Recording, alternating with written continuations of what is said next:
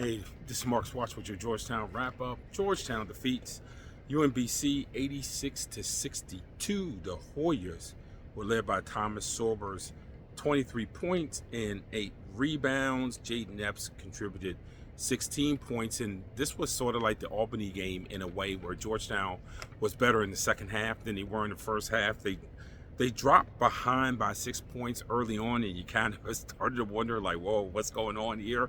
Because last season you would think to yourself, like, oh, Lord, what's going to happen? But they righted the ship by the end of the half, and in the second half they did a lot like what they did against Albany. They came out, they scored a boatload of points, 45 points in the second half, after scoring 41 in the first half. And the difference is UMBC only got 27 in the second half, as opposed to 35 that they got in the first half. And the other thing Georgetown did in the second half was out-rebound UMBC. UMBC out-rebounded Georgetown in the first half, which you would not expect, but that's what happened. So for the Hoyas, this is a game that they needed, and they run into these two tough out-of-conference games, West Virginia and Syracuse, both on the road. The West Virginia game will be Georgetown's first road game of the season.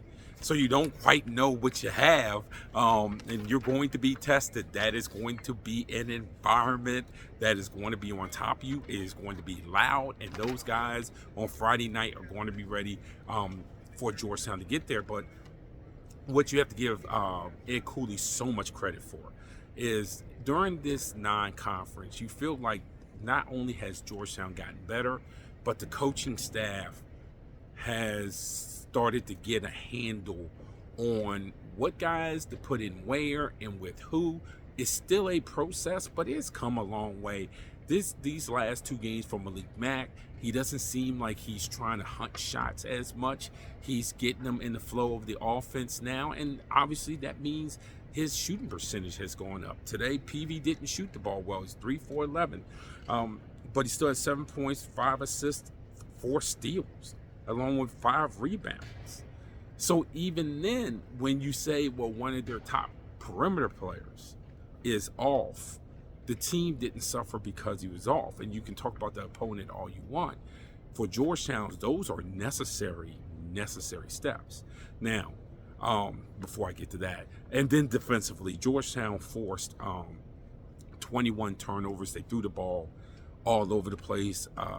Coach Jim Ferry for UMBC even noted a lot of that was the half-court stuff, that Georgetown was really, really good in their half-court with their half-court defense, and that was the problems with the turnovers for UMBC, which I can tell you exactly 0 opponents said that about Georgetown last season. Like, none. Now, for one of my big concerns, which is three-point shooting. Georgetown came into this game last in the Big East. In three-point shooting percentage, they were hovering a little bit over 30%, it was like 30.3% or whatever. We don't have to worry about talking about it because today they were 3 for 20. So they're going to be sub 30%. And at some point, they have to be able to manufacture threes. They cannot volume shoot it, which is something that, you know, people can talk about coaching all you want. You can do only so much as scheming people open in space. They have to be able to knock it down. And so Georgetown can't come out and volume shoot threes to get more because they will get run out off the floor. That's not what type of team this is.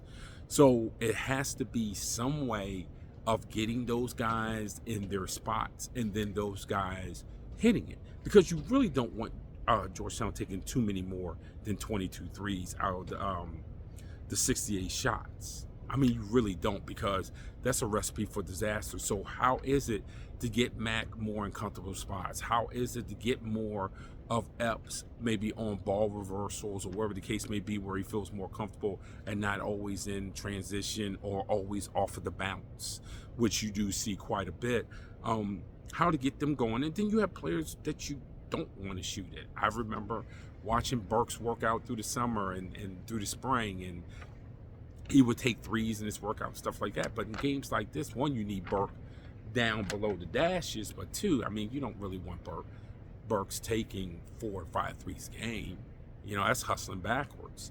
It'd be nice to see Drew Fielder pick up his 3-point percentage. He was 0 for three again today. He's taking them, and he's open. I mean, I think some teams are stepping off. It's like, hey, man, big boy, if you want to take them, take them. And right now, he's not hitting them. And what scares me about his is that his misses aren't close. It'd be different if it's short, long, whatever.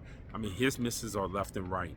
And when they have been long, they've been long left or right. So he has to find some way to get back into some type of rhythm in that, because Drew could be a 3-and-box guy. If he could hit the 3, he is working harder in the box to get like some rebound stick backs. Even when they throw it in, he's trying to make moves. So the effort is there. He just needs to make the 3. And then you have a 3-and-box guy. You don't really have a mid guy, so it's not all 3 levels. But you get 2 of the 3 levels out of your 4/5 guy. And there's not anyone else you're going to get that from, because, you know, if you're asking Sorber to take 6 threes a game, then you're taking away from the best part of his game. You know, there's a reason why today he shot 12 free throws. He was 11 for 12 from the free throw line, 6 for 7 from the floor. Now, he's going to have some harder work over these next couple of games. And next 4 games, really. If Kalkbrenner is healthy enough to play, he's going to have Kalkbrenner 3 games from now. So things are going to get tougher. It's just that the young man is so daggum confident and confident in himself that you almost feel like he'll figure it out. And I don't know when was the last time I said that about a Georgetown player, that he'll figure it out. But this kid, you just feel like that he will figure it out. Other things that jump out, truly it looked like Cooley, for the most part, until the game really got out of control, only wanted to play 7 in the second half with Burks and Caleb Williams, who, as I've told you the last couple of games, just gets better every game. He looks more comfortable every game. He gets better every game. And he finished with 10 today, 10 points, 3 rebounds. He just does a little bit of everything. And Burks had a good game, 9 points, 1 assist, and 4 rebounds. And I felt like he was more engaged, right? You know, he was trying to make the extra pass to his teammate and trying to get hype, you know, for his teammates and everything else. So again, he's just one of those guys you have to watch to be sure that he has that positive energy, that good energy. And when he gets a dunk early on, or he makes a nice play early on, whether it's a pass or a rebound or trying to get to a 50-50 ball, it's like it generates positive energy from him. And that's just something that, especially once we get to these games that are going to be more of dog fights than this one, in those games, it's going to be important for him to keep up that positive energy. Don't sulk, don't pout, don't start pointing. We don't need arguments. It's not his fault. That cannot creep in. And if it doesn't, and he has a positive influence on there, he's the most athletic guy on this team. He tries to defend on the perimeter. He's trying to do those things. So it's not like he's just just going out here to dunk it. He's trying to do those things.